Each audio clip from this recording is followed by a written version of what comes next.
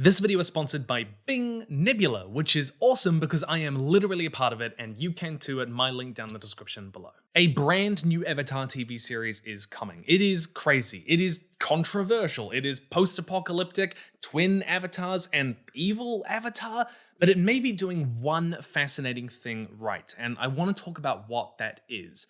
And I want to hear your thoughts down in the comments below. I stayed away from talking about the leaks, for a long time because you know how things are online. People just make things up. You can do that. I don't like just speculating over nothing, but a lot of stuff has come out about it now. Leaked audition scripts, concept art, even storyboarding, even some cinematics. So it's unlikely that all of this is being faked. And more importantly, I find myself thinking a lot about the media landscape we find ourselves in the streaming wars of sequels and remakes and cinematic universes. And this is inescapably part of that, and it says something interesting about that. Take everything I'm going to say with a grain of salt as I am, but here is what people think the new series is going to be about. The series is supposedly set after some kind of cataclysm, which basically remakes the world of Avatar. Korra tried to stop it and save the world, probably dying in the process, or possibly playing a role in causing all of this. We don't entirely know, but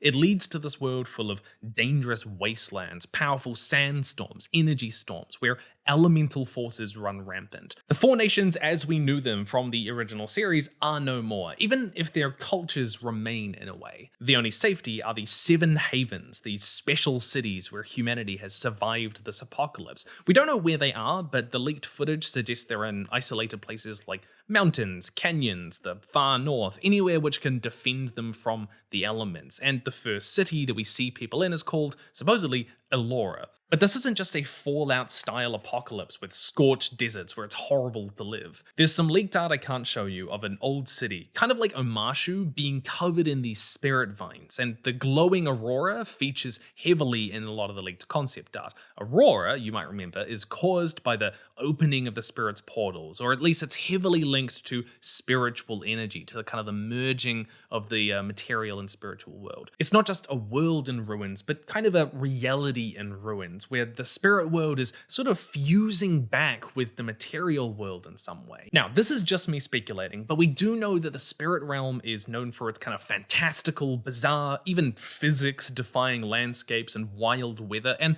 I think all of that is probably leaking over into the physical world to help create these strange new wastelands and energy storms. I don't think just Korra created all of this. I think we're seeing these two planes merging, and with all of this, fundamentally, what we can probably pick up is that the world is going to be a much bigger player, a much bigger obstacle for the characters in this series than perhaps they were in The Last Airbender or in Legend of Korra, which were much more kind of like people obstacle focused. And this also fits with how a lot of the art that I've seen feels very Nausicaa in the Valley of the Wind, which we actually know was a major inspiration for the series. Another story where the physical world is very much an important player and obstacle in the story. And benders are supposedly kind of drafted into this war against presumably creatures of the outside or the wastelands, you know, sort of parties going out there, I'm guessing. So yes, it's a post-apocalypse, but it's much more Horizon Zero Avatar than it is Fallout. The first episode is rumored to feature a spirit with a giant glowing eye attacking one of these havens, which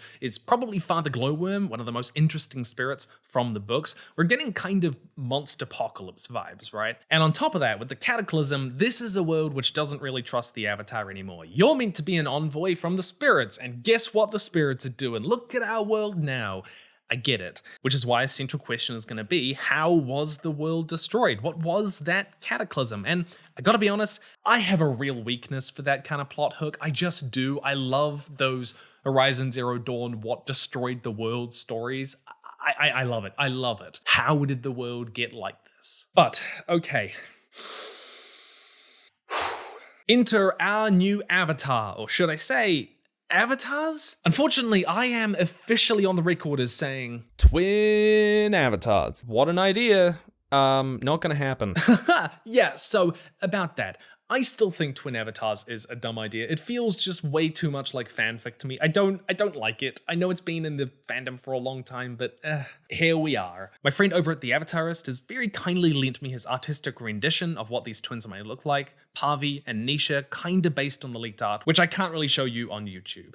There are twins who both seem to have been born with Avatar or maybe Avatar-like powers, and a central question to the series is going to be, why? How did this happen? Though I do want to asterisk all of this. We aren't entirely sure about what their powers will be, what their exact dynamic is, like how all of this fits together. Like maybe it's twin avatars, maybe it's something different to that. We know they're connected to the avatar, but not entirely sure what shape that's gonna take. There's a lot of speculation going on, take it all with a grain of salt. Pavi is an amputee with a prosthetic leg, and both of them have these monkey cat animal companions, one called Geet and the other one called Ruhi.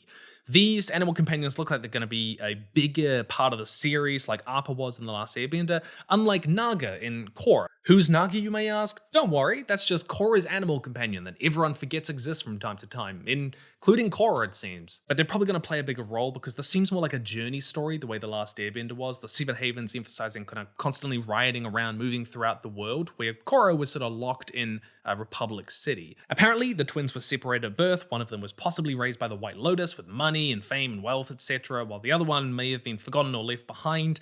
In one of the animatics, you can actually see Pavi looking at her family fondly, kind of wishing she had family of her own. This sort of thing has actually sort of happened before in the Kyoshi novels, where they kind of picked the wrong kid for the avatar, and it causes friction between the two of them. But there is an even bigger problem in these leaks, which a lot of people are worried about, that I'm worried about, because there are a lot of clues which suggest we might have a light avatar, dark avatar situation on our hands. This is not confirmed, but I want to show you why people think this. The name Pavi can mean compassionate or pure, while the name Nisha can mean night or darkness. Then look at their animal companions. Pavi's is white with a dark point on her head, kind of like Rava or Yang, has a little bit of darkness inside her, while Nisha's is dark with a little bit of light inside her, kind of like Vatu or Yin Yang. The idea being that maybe one of them has Rava and the other Vatu. But I want to give you some hope. Pavi can also mean thunder, lightning, the weapon of a god called Indra, who is associated with the sky, storms, and war. And Nisha, even if it does mean darkness, is one of the names of the Hindu goddess Ratri, who is described as a figure who can protect people against the night and evil things that hide there. She's associated with the light of the stars. So I'm not sure it's as clear-cut as that, and to be honest, I hope it isn't. I have always been critical of Rava and Vatu being too close to good and evil, and that I really don't think that it fits for this world. I think it undermines a lot of stuff. I've got a whole video on that, and I think that a light avatar, dark avatar situation would be just compounding those issues. Either way, it does seem like Pavi and Nisha are narrative foils. You've got Pavi, who's described as a reluctant hero who avoids fighting. She's creative and funny, a musician, probably a little bit smarter, while Nisha is described as loving her powers, the attention. She's a bit cocky, a little wild, but also innovative and a leader naturally, wanting to help people do things that matter. In the audition script, they actually have an argument about Nisha just wanting to be the hero so that she can get the adoration of others, and her kind of saying that she's the stronger avatar, and that Pavi's just kind of jealous of that. So there's definitely that dynamic going on. But I want to caution you to take all the details in the audition scripts with a grain of salt. Audition scripts are often not actual scenes from the show, just scenes which feel like they could be from the show. That's why you can get a good feel for the characters, but you might not be able to derive too much plot from it. So it's probably true that they argue over one being stronger, that there is that kind of foil dynamic, but it's possibly not true that the scene where kind of like Pavi and Nisha go soldiering out into the wastelands after that argument, it's possibly not going to happen like that. The same can be said for the animation tests and the cinematics. A lot of the stuff is made and just never used. A lot of the stuff is used to give proof of concept, to test things out, and it's possible that even if they can give us a good idea of like roughly what the Seven Havens might look like, they might not actually be canon in the actual series to come. We do have a couple of other details. There's an airbender named Jay and this guy called Captain Karthik, who are apparently important enough to be mentioned alongside the main characters, so they're gonna be there. One really interesting detail is that the costumes that characters are wearing are a lot closer to the sort of sci-fi concept that they actually had for The Last Airbender originally, when like Aang was going to be traveling around with a robot. It's also quite similar to Nausicaa in the Valley of the Wind. with those costumes, which again is a sci-fi kind of aesthetic. But this series is inescapably all part of kind of the streaming services wars, where they're trying to build out these IPs that they own to sort of secure themselves a space in the streaming future. And with all of that in mind, here is the truth, okay? One of the smartest things that the Avatar's franchise has ever done is not tie itself to its original story and characters and setting. Franchises like Star Wars and Marvel all seem to be a little bit afraid to move on from their original cast and story. Like famously, The Last Jedi says, "Let the past die, kill it if you have to." And then Rise of Skywalker comes along, seeing the backlash, and goes, "Actually, no, the past is very, very important, and everyone's a Palpatine. Resurrect it poorly if you have to." People talk about Marvel fatigue, which for me is a real thing. I haven't watched one of their films in years. And so what do? They bring back Robert Downey Jr. as Doctor Doom to try and reignite the passion people once had. Disney is constantly doing remakes and sequels rather than a lot of the time creating new stuff. Live action iterations of stories they own, spin-offs for characters which are all dependent on the love for the original IP in some way. Don't get me wrong, sometimes there's a gem like Andor or Daredevil, but a lot of them are Obi-Wan. And a lot of this is caused by what I tend to think of as the nostalgia spiral, where studios try to make something new, see it doesn't work out as well, and freak out and retreat back to the original story over and over to try and recapture the audience they once had. I mean, The Force Awakens is basically the same story as A New Hope. Rise of Skywalker regurgitates the Emperor as the villain for the final film. Marvel is definitely trying to move on, but really struggling. But this sort of stuff is a trap. The reality is, the audiences for those properties will eventually move on. It happens. That audience will decline over time, even if you keep catering to them. And if you keep making the same stuff over and over, you will not find a new audience. And slowly but surely, even those core fans will eventually move on. You won't reach new people. This is actually why shows like Daredevil, Jessica Jones, and Andor have reached people like me, who are pretty casual, where the latest Marvel films haven't. They're tonally and creatively very different. And like, even if the Marvel films like deal with different characters, they do, to me, still feel just kind of similar. Part of this is that TV streaming is more profitable than ever. There is a huge financial incentive to make as many shows and spin-offs and sequels as possible about the IP you own, to milk every side character you can. And in a world where studios cancel shows so incredibly easily and quickly, where these showrunners need to show success relatively quickly, sometimes in under half a season, it's simultaneously an arena where lots of stuff is getting made, but a lot of the big budget stuff is just playing to stories we already know. Guaranteed bets for short-term gain. You want to know something interesting? Out of all of the streaming services, I actually think Apple TV has created some of the most interesting stories out there to offer right now. Severance isn't just a new and unique story, it is genuinely one of the most creative and fascinating sci-fi TV shows of the last 30 years. And I think a large part of that comes from the fact that, like, Apple didn't own a huge amount of IP. They just had to create stuff. But it is more complicated than that as well. Like, a lot of this is motivated by backlog IP ownership for streaming services. Streaming services don't just rely on creating new things. They want to get you to go and watch all this old stuff that they've collected, which wasn't really possible before now. And that's actually where they make a huge amount of their money, just on the backlog. What this means is that a studio isn't just looking at whether something can succeed on its own, but whether it can feed into this whole other ecosystem of shows and films they own. This is why something like Obi-Wan is more likely to be greenlit. Like, it immediately leads you back into the other Star Wars films with him in it. And in a world where some of these streaming services are actually owned by, like, giant corporate product conglomerates like Disney and Amazon, another factor of this is that they're funding shows which will go on to get you to buy merch, believe it or not. Like, one of the reasons that Rings of Power is getting so much money pumped into it, even if that possibly doesn't represent the viewership that it's getting, is that it helps them sell books and Lord of the Rings merch like nothing else. Same goes for Marvel and Star Wars. So you can see this whole streaming ecosystem definitely impacts which creative decisions are being made on a fundamental level about what the shape of these stories in these franchises is going to take. But if you keep making things which just mimic the original to play to that nostalgia over and over, you are going to be creating for a smaller and smaller audience. And this is also something which broadly applies to most creative fields. Like, it's something you have to be very aware of on YouTube. You can't just keep making the same content. You can't be pigeonholed into one type of video.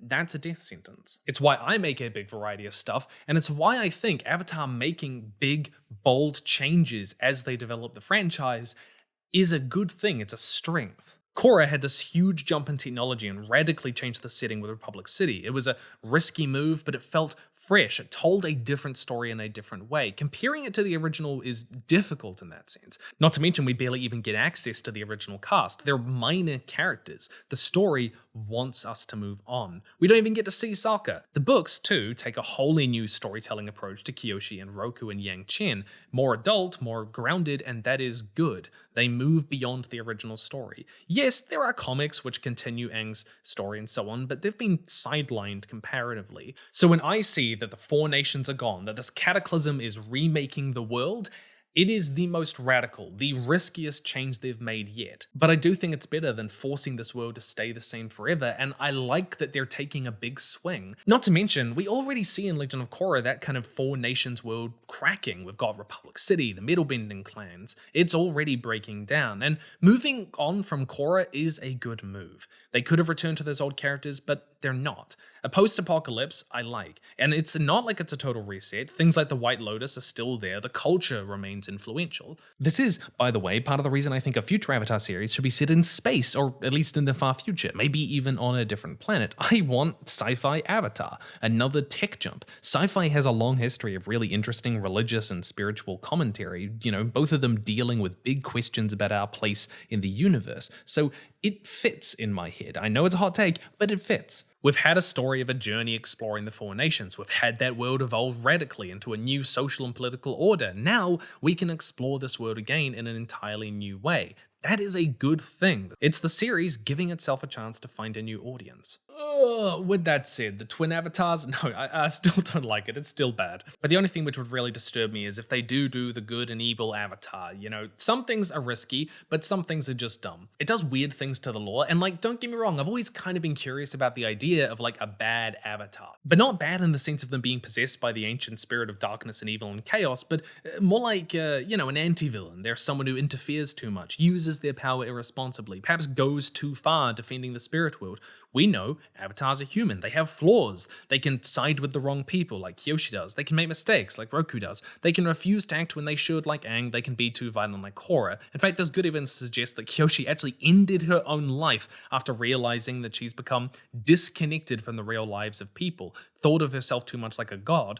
But these are human mistakes, and likewise, I want an avatar's wisdom to come from their experience and reflection, not from being the embodied spirit of goodness. However, they are also 9 years old, apparently. 9 years. They're baby children. And that is really young, even younger than the original series. And this could mean that the new series is going to be aimed at a much younger audience. The age of the main characters is often a good gauge for that. This could mean the tone is a lot lighter, when I know a lot of people wanted the story to age with them. One way stories find new audiences is they cater to a different age group, and that may be what's happening here. And I get the sadness when you realize that something you loved as a kid is not being made for you anymore, but I also want to remember that at some point I was 9 too, and I wanted stories like this made for me as well. You might be wondering, how do we know all of this is real? Well, the leaked audition scripts were kind of a dead giveaway with a lot of the details. The characters refer to the sloth slug, the hybrid animals of the Avatar world, and instead of calling it earthbending, it's just written as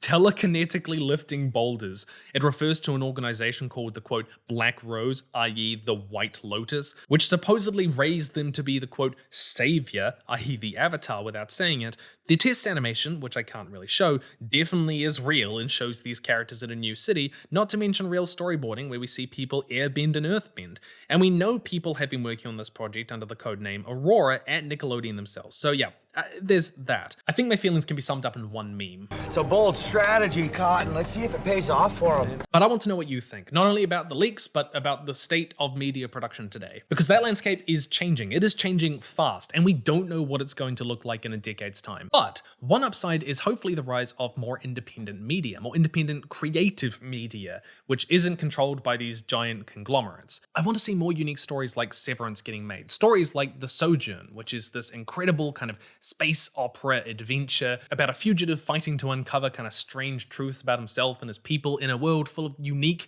cultures and worlds like Avatar. It's got incredible voice actors from Baldur's Gate 3, which again is another independent, fantastically made piece of creative media that we need to see more of. I want to support those, or just more independent non-fiction stuff, creative documentaries. You should watch Boomers, a fantastic documentary we developed with Tom Nicholas, exploring the generational divide we're starting to see between younger and older people today, and the massive impacts that has on the world. There are so many fascinating and infinite stories to tell, and we just need to have a space for them.